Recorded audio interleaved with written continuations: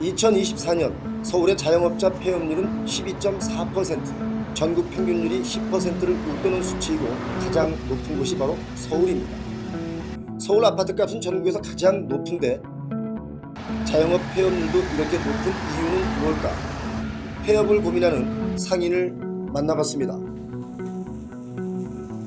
안녕하세요. 네, 안녕하십니까. 장사 잘 되세요? 많이 안 좋죠. 코로나 때보다 매출이 좀 많이 줄기는 했어요.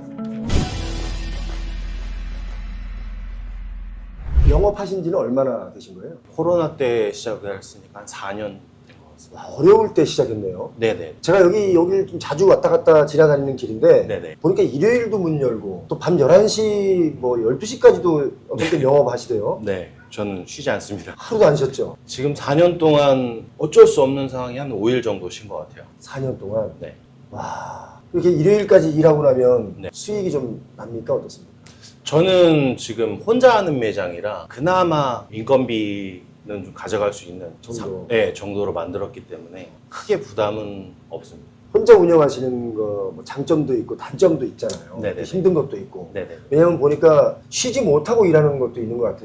맞습니다. 근데 어떤 게 좋고 어떤 게 나빠요? 일단은 좋은 점은 사람 스트레스를 안 받는 게 가장 좋죠. 같이 일하는 사람. 그렇죠. 요즘에 또 우리 이제 젊은 친구들이 워낙에 이기적으로 하는 사람들이 너무 많아서 그런 것도 있고, 지금 평균적인 여기 강남 아르바이트 시급이 15,000원이랍니다. 시간당요. 네. 그 이하로는 면접도 안 온답니다. 그래서 저는 12,000원까지 올렸다가 결국엔 그냥 포기했어요. 그러니까 바쁜 시간에만 잠깐 고용을 하려고 하다가 이제 사람 구하기도 힘들구나 그러고 그냥 포기하고 그냥 메뉴를 좀 더 줄이고 혼자 하는 방향으로.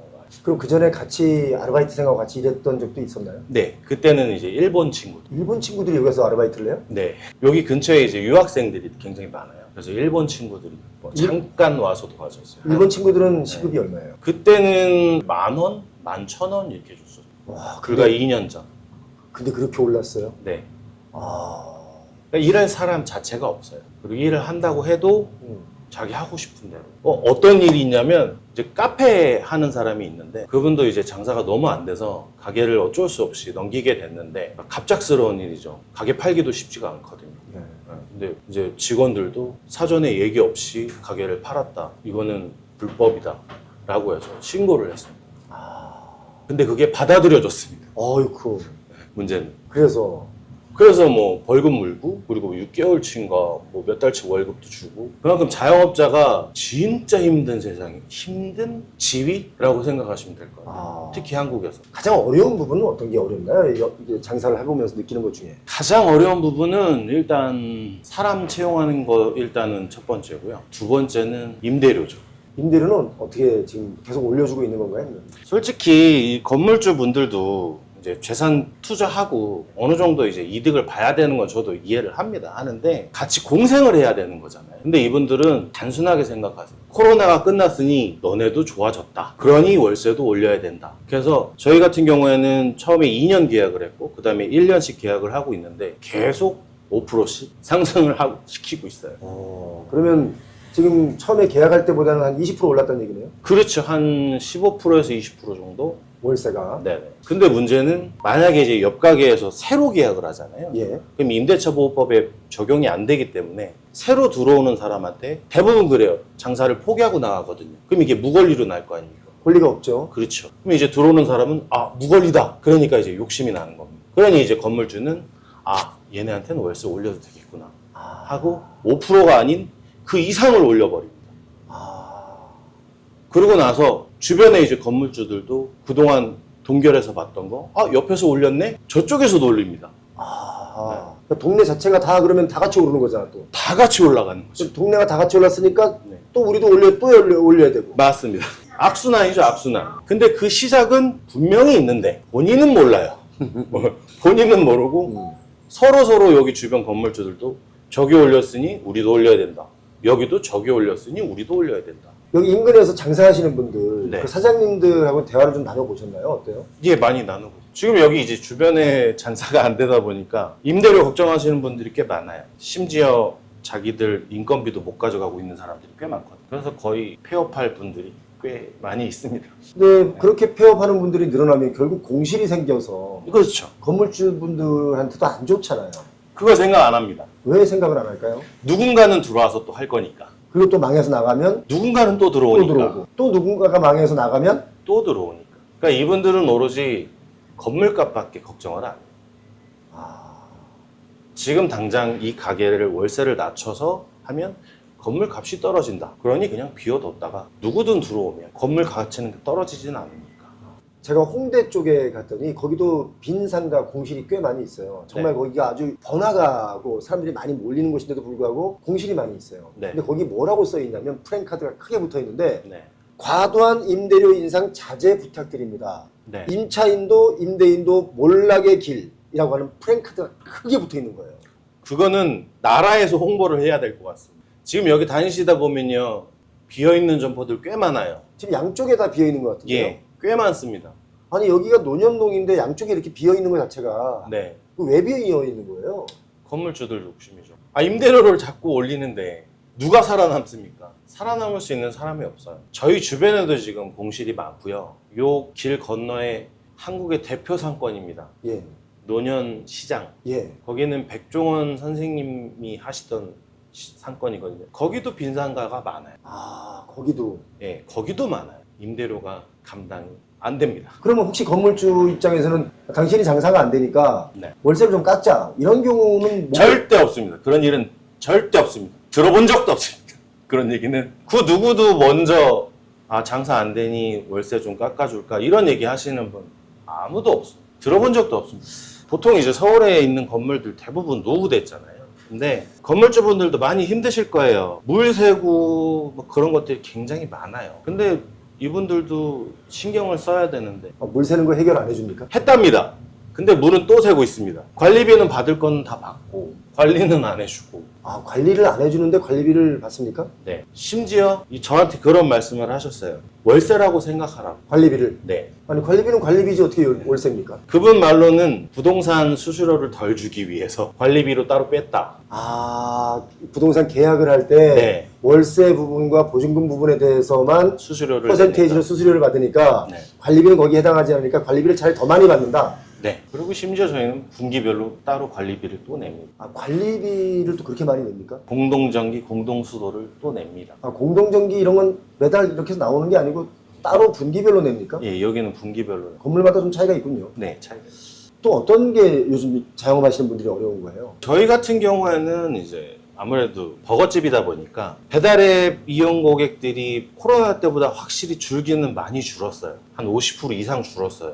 그래요? 네. 그러니까 소비 패턴이 많이 바뀐 거죠. 네. 네. 근데 문제는 수수료도 그때랑 비교하면 한 100% 이상은 오른 것 같아요. 100% 올랐다고요? 네. 배달앱 수수료가? 네. 수수료 배달비 포함해서 100% 정도 오른 것 같아요. 그럼 너무너무 장사하기 힘들잖아요. 솔직히 남는 게 없죠. 저는 혼자 하니까 그나마 좀 남기는 한데 사람 쓰고 뭐 임대료 올라가고 요즘 또 물가가 야채나 이런 것들이 가격이 엄청 올랐거든요. 거의 남는 기가 힘들다고 생각하시면 돼요. 근데 우리 사장님 지난번에 저도 여기서 그 버거를 좀 시켜서 먹어봤는데 네. 그 안에 야채나 네. 그 뭐라 그래요? 토핑이라고 그러나? 예, 토핑이라고. 그 토핑이 아주 너무 많아. 양이 막 네. 배 터질 정도로 주더라고요. 네네.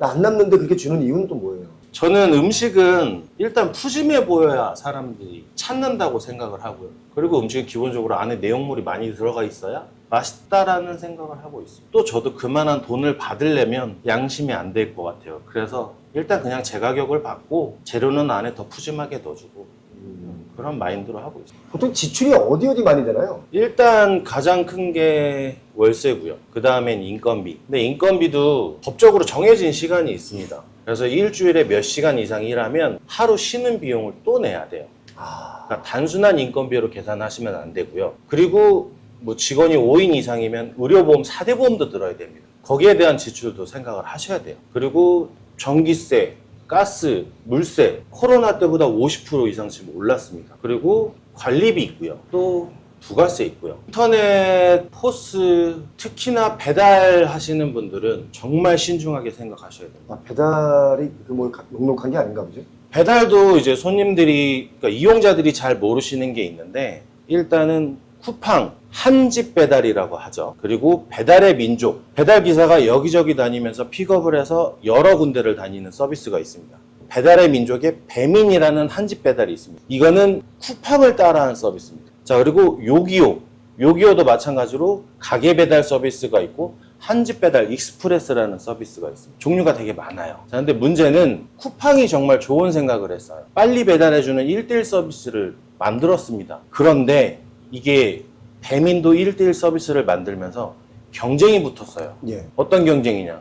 기사가 부족합니다. 그래서 기사한테 주는 수수료를 조금씩 올리면서 경쟁을 시작했어요. 아하. 기사분들이 여기가 비싸면 일로 가고 여기가 비싸면 일로 가고, 그러니까 이게 계속 배달비가 올라가는 겁니다. 우리 거리에서 보이는 이제 생각대로 대표적인 회사죠. 이거는 이제 가게 배달 서비스를 하는 곳이에요. 여기도 기사를 구하기가 어렵습니다. 왜냐하면 이 기사들이 쿠팡, 배민으로 다 빠졌으니까. 그러니까 이 사람들도 배달료를 기본료를 올리기 시작한 겁니다. 제가 장사를 시작할 때 2,500원이었어요. 근데 지금 기본이 4,000원입니다. 거기에 비 오면 500원, 아파트 배달 까다로운데 500원, 여기 한강부지는 기본이 6,000원입니다. 배달료만. 그렇게나 많이 줍니까? 시간이 걸린다는 겁니다. 가서 손님을 찾아야 되고. 아, 한강 그 둔치 이런데. 네. 여기 치킨 시키신 분! 네. 근데 심지어 픽업 포인트가 있습니다. 근데도 배달 기사들은 6,000원을 받아야 된다고 합니다. 찾는데 시간이 소요되기 때문에. 가게 하시는 분들은 돈 벌기 위해 장사를 하시는 거예요. 손님들이 가장 많이 하는 착각이 뭐냐면, 내가 낸 배달료 그거면 되겠지? 아닙니다. 그 이상 나가요. 그럼 그 이상은 누가 내느냐? 배달 앱에서 해주겠지? 배달 앱에서 그걸 왜 해줍니까? 거기도 돈 벌려고 하는 곳입니다. 결국엔 가게에서 내야 됩니다. 그럼 가게에서 그 돈을 왜 내요? 저도 돈 벌려고 하는 겁니다. 결국엔 이거를 음식값에 녹일 수밖에 없습니다. 전체 매출의 30%가 수수료 배달료로 나갑니다. 그러니까 어쩔 수 없이 음식값을 올릴 수밖에 없습니다. 물가가 오르면 손님들은 비싸다고 생각하셔서 지갑을 안 여세요. 이게 악순환입니다. 진짜 악순환입니다. 정말 악순입니다. 결국의 피해는 고객한테 가는 겁니다. 정말 악순환입니다. 요즘 자영업을 포기하는 분들 많이 있거든요. 네. 폐업은 생각 안 하세요? 제 주변에도 이런 얘기를 많이 해요. 근데 폐업이 쉬운 일이 아니에요. 아, 왜? 폐업도 돈이 있어야 가능한 일입니다. 아, 그래요? 네. 저야 뭐 빚이 없지만 빚을 갖고 있는 사람들은 있어요. 또 뭐 소상공인 이런 쪽. 그런 사람들은 아예 폐업도 하지 못합니다. 대출이 있기 때문에. 그리고 또 여기 철거하려고 하면 적어도 500 이상 들어갑니다. 얼마 전에 요 앞집 20평 철거하는데 1,000만 원 들었습니다. 아, 그러니까 폐업도 철거비 들고 하다 보니까 네. 그것도 마음대로 못해. 돈이 있어야 하는 거네요. 돈 있어야 할 수 있습니다. 돈이 없으면 폐업도 못하면 이거 어떻게 되는 거예요? 족쇄죠. 어쩔 수 없이 문 열어야 돼요. 그럼 계속 빚만 늘어나잖아요. 네, 그렇습니다. 저도 예전에 사실 이런 자영업 몇 개 해봤거든요. 했는데 다 망했거든요. 근데 제가 할 때와는 또 다른 생태계가 된 거예요. 맞습니다. 그래서 생태계가 완전히 변했어. 맞습니다. 그래서 요즘 정말 장사하기 저 때도 힘들었다고 했지만 요즘은 정말 더 힘들다라는 생각이 들어서 제가 이 골목을 다니면서 사장님께서 정말 일요일 밤 11시도 계신 적이 있었어요. 제가 지나가면서 봤는데 12시까지 합니다. 12시까지 저도 제가 야근을 하고 이제 집에 들어갔다가 봤거든요. 근데 보면서 아, 저렇게까지 아침부터 나와서 저렇게까지 매일 저렇게 있는데 장사는 왜 이렇게 손님이 없지라는 제가 걱정이 됐었거든요. 그래서 오늘 속내를 제가 지금 들어보니까 아, 대단하십니다. 앞으로 자영업을 하시려는 분들이 있을 거 아닙니까? 네. 이분들에게 이제 자영업 선배로서 네네. 뭔가 조언을 해주자면. 처음 장사하시는 분들은 되게 단순하세요. 어느 정도 매출이 나고 눈에 보이는 지출만 생각하셔서 아, 요 정도 남겠지. 아닙니다. 더 나갑니다. 그리고 월세는 언제든지 인상이 가능합니다. 그 월세가 계속 갈 거라는 생각을 하시면 안 됩니다. 계약 기간이 끝나면 분명히 건물주가 월세를 올리자는 얘기를 할 겁니다. 그러면 방어할 수 없어요. 법적으로 그렇게 정해져 있기 때문에 올려줘야 됩니다. 그걸 감당 못하면 폐업해야 됩니다. 폐업하는데 원상복구해야 됩니다. 돈이 또 들어갑니다. 절대 가볍게 시작하시면 안 됩니다. 자영업자는 일단 개인 시간은 아예 없다고 생각하시면 되고요. 쉬는 시간 없이 가게에 무조건 있어야 됩니다. 그래야 그나마 유지할 수 있는 게 자영업자입니다. 함부로 우습게 생각하고 덤비시면 정말 큰일 나요. 영혼까지 다 털릴 수 있습니다. 이런 상황에서 배달앱이나 건물주나 서로 상생할 수 있을 만한 뭔가 좀 생각을 좀 해줘야 되는데 자기 밥그릇밖에 생각을 안 해요. 결국에 자영업자 무너지면 큰 쓰나미가 올 겁니다. 자영업을 하다가 포기하는 사람들, 또다시 재취업을 하려면 일자리 구하기는 하늘의 별 따기인데요. 자영업의 현실이 어둡기만 한데요. 아, 정말 푸짐하게 들어가네요. 와, 자영업 하시는 분들의 삶의 터전이 흔들리지 맛있는데. 않기를 바랍니다. 장사가 정말 잘 됐으면 좋겠습니다. 표영우 TV였습니다. 좀 많이 흐르니까 종이에 꼭 싸서 드십시오. 감사합니다.